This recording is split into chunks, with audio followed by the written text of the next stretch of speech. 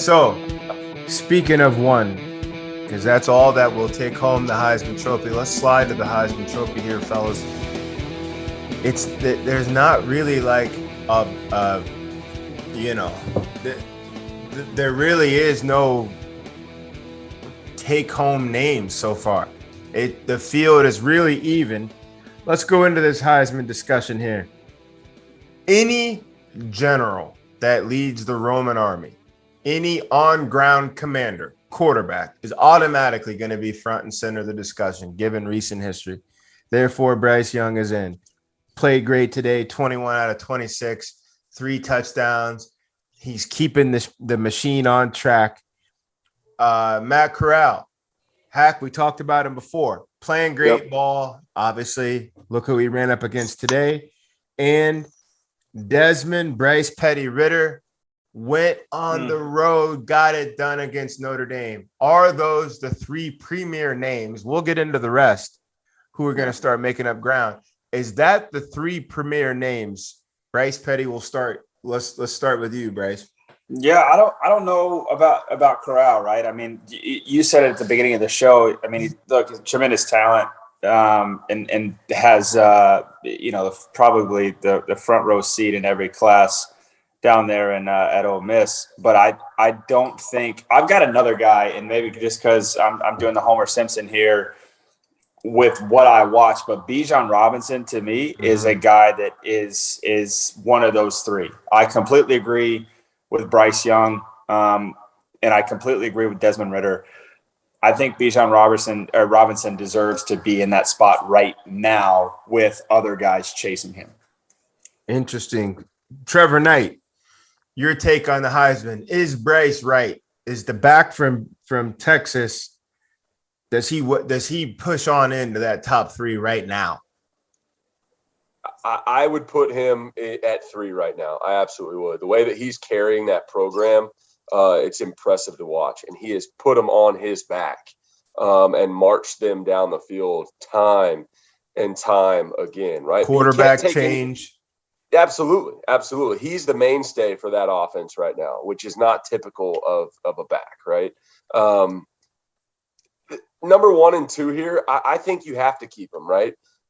Today, the storyline was going to be one of those guys takes a front row seat to the Heisman talk. The other one is the losing quarterback, and so it's not going to age well at the end of college football Saturday, right? Whoever lost that game, you can't throw them out immediately. But Matt Corral didn't come in and perform like we had hoped he would have.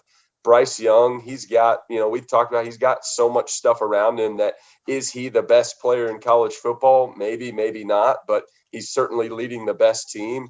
Again, I think a little too early, but as of right now, I would absolutely put Bijan Robinson in there as, hey, if he's not on this football team, they're going to have a hard time winning football games and maybe the best player right now in college football. Yeah, you made a big point. Bijan, he's still in that Heisman race, but he probably is the most valuable player to his squad. Christian Hackenberg, Sean Clifford.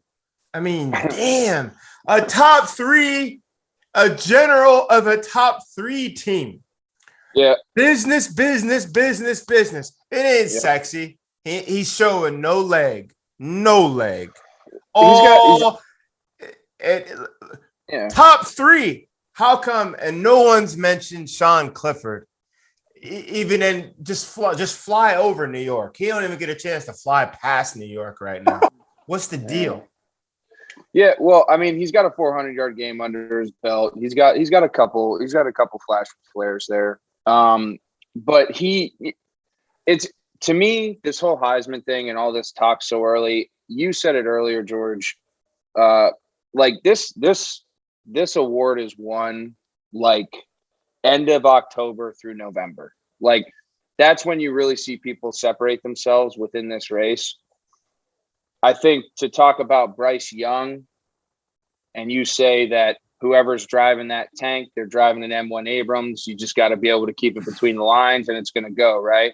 but he's doing it better than anybody else has up True. to this point. True. When you sit there and you look at his stats and you look at where he's at, he's doing it better than what anyone else has, right? So, and he's doing it as a freshman, which is very impressive. So, then you move down the line with Corral. I think the guy's got a ton of talent. I think he's going to be able to put up video game numbers throughout the rest of the year. And I think ultimately, if he has a couple, flash and flare games against some big time, prime time moments, which he will have, he plays in the SEC, he could be a guy that is in the conversation and shows up. I think Bijan is obviously a great talking point. I think when you start talking about guys outside of it, Clifford comes to mind. I think Kenneth Walker from Michigan State comes to mind, the running back up there. He's done a fantastic job of getting them going. They're undefeated. They're ripping and roaring, a team that no one had on the radar heading into this year. So I just think it's really early. When you start talking Heisman stuff, it's always hard, and everyone's looking for those Heisman-type moments, and we talked about how Corral had that opportunity now. I think he's going to have another chance at it. And at the end of the day, it was what it was. But it's going to be really interesting, and I think I'm going to ride on your point, George, that I think it's going to be won somewhere between mid-October to November from somebody. Somebody's going to separate. That's just how it works. It works that way every year. Inevitably. Bryce Petty, given that it is going to be a late developing deal, if we talk right now, I'm going to give you 3 names. And Bryce, we're going to go with you. Sean Clifford, blue-collar effort, veteran quarterback, has built and built and built, and his team is top 3 right now. That's one. Tanner McKee, Giant Slayer, took out USC when they were picking up steam, took him out. Honestly, got the head man fired. Got him fired. Turned around. Now you got to face the Ducks. Only 2 weeks off of coming back from Columbus, knocking out Ohio State, and he knocks them out. He beats UCLA coming down the pipe if he does. You got Tanner McKee and then Matt Corral at the Hacks Point. He still got Murderer's Row to go through in the SEC. Yeah, he went up against the Roman army, and they did what they do to generals from other armies. Corral, McKee, Sean Clifford. Who will we be talking about in November? Yeah, I mean, I think out of just what we talked about before, I think Sean Clifford has the best chance to be talked about, right? I mean, if you go and beat Iowa at Iowa, tough place to play. If you go and beat, especially handily, right? I mean, and again, driving the tank is one thing. You always typically have somebody steering. It's the way that you lead the troops, right? And I think Sean's done a great job of doing that in a way that doesn't put his team in any kind of detriment, to this point. So I think that having that capability, be able to roll with that. I think it puts him in the best chance to be talked about. Matt Corral is a guy probably going to live or die on the heat of what Jeff Levy and Lane Kiffin do. Jeff Levy came from a system that I was in with Bryles, and if you don't establish the run early, you really can't. Those video game numbers don't really come about. It's tough.